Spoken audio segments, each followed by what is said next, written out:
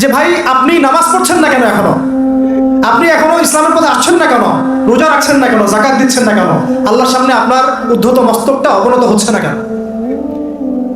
এই যুদ্ধে কারা শরীক হবে? কোনো বেনামাজি, কোনো সুদখোর, কোনো জেনাকার? এই যুদ্ধ কাদের জন্য?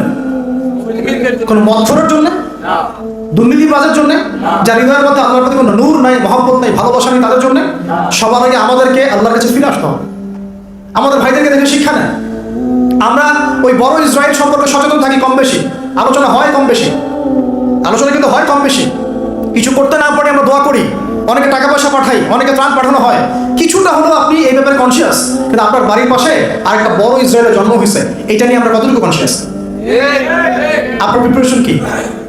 তারা ফিজিক্যালি প্রিপারেশন নিচ্ছে, তারা হেদায়েতের প্রশিক্ষণ নিচ্ছে, তারা ফিজিক্যালি স্ট্রং হওয়ার জন্য যা যা করা করছে, তারা প্যারামিলিটারি প্রশিক্ষণ নিচ্ছে, এবং তারা তাদের মতো স্টেট ফর্ম করে ফেলছে, তাদের মতো গভর্নমেন্ট তাদের মাথার উপরে আসছে। আমাদের কি আসছে?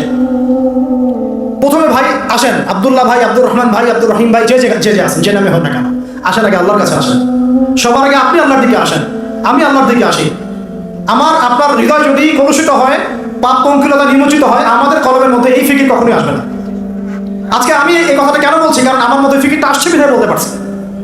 আপনি আল্লাহর দিকে আসেন, কালকে আপনি কথা বলবেন ইনশাআল্লাহ।